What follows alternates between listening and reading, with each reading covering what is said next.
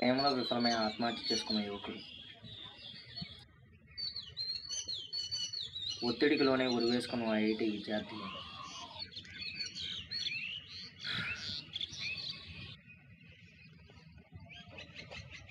ప్రేమ పెళ్లికి పెద్దలు ఒప్పుకోలేదని ఆత్మహత్య చేసుకున్న యువజంట.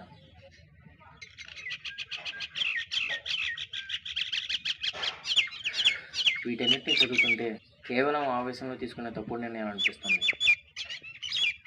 అలాగే ఆవేశంతో నా జీవితంలో నేను కూడా తప్పుడు నిర్ణయం తీసుకున్నాను. అది మీకు ఇప్పుడు చెప్పాలనిపిస్తుంది. అన్నట్టు నా పేరు మీకు చెప్పలేదు కదా. నా పేరు చందు. 3 నెలల ముందు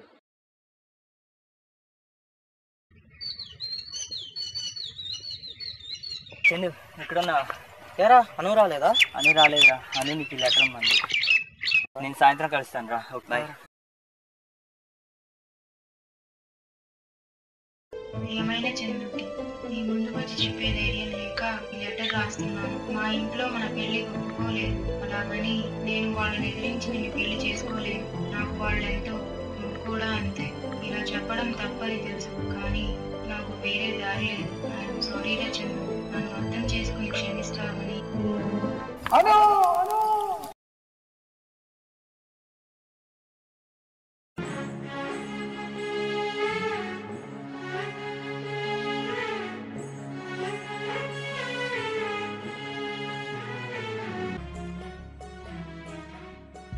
ఎందుకే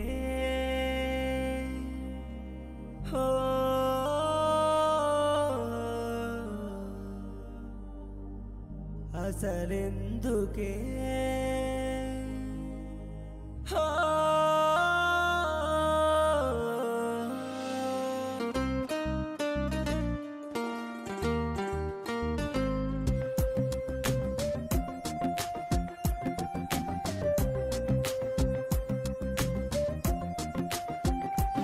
ఎందుకే నన్ను ఇంతలా వెంటాడుతున్నావు నీడలా?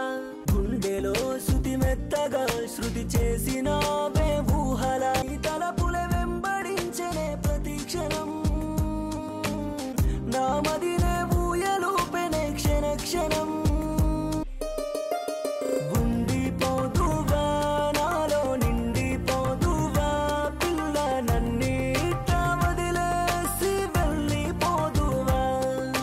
సంతోషం నువ్వా, నాలో సగభాగం నువ్వా? సర్వస్వం అర్పిస్తా నా సిరి నువ్వమ్మ. ప్రేమిస్తున్నానే నిన్ను ప్రాణంగా. ఏ మంత్రమే సావే ఏకాకినయ్యానే. ఏ మాయ చేసావే నా దారి మార్చావే. చిన్నారి చెలియే మరిచెనా, గుండెల్లో దిగులే మిగిలేనా? నే రాసుకున్న కవితలా నువ్వుండిపోవా తోడుగా? ఎందుకే ఓ ఎందుకే నన్ను ఇంతలా వెంటాడుతున్నావు నీడలా? గుండెలో శృతి మెత్తగా శృతి చేసినావే ఊహలా.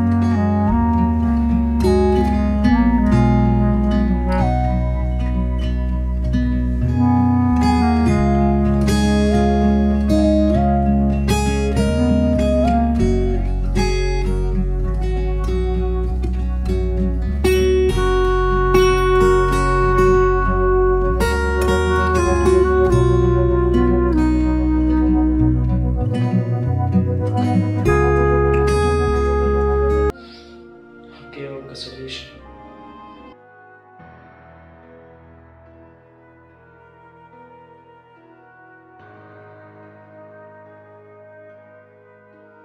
చివరిసారిగా జీవితంలో నన్ను క్షమించమని అడగాలని ఎవరైనా అనుకుంటే అది మా అమ్మ. నాన్న, నన్ను క్షమించండి అమ్మా. నాన్న.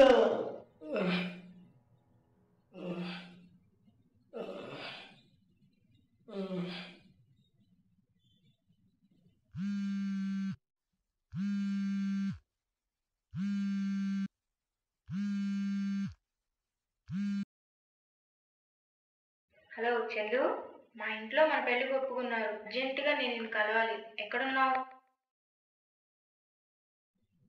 చాలా లేట్ అయిపోయింది అను.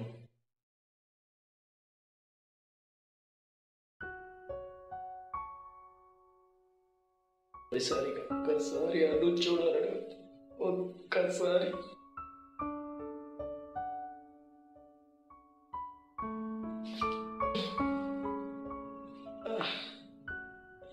నేను వస్తున్నాను.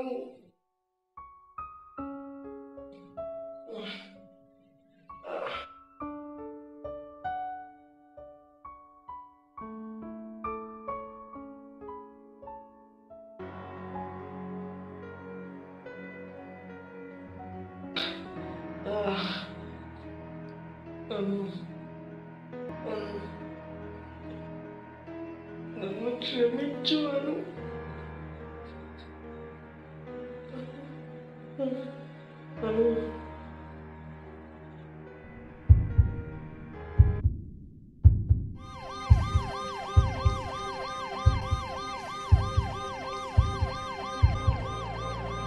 కానీ నా విషయంలో అలా జరగలేదు. నాకు జన్మనిచ్చిన మా అమ్మ నాన్నే నాకు మరో జన్మనిచ్చారు.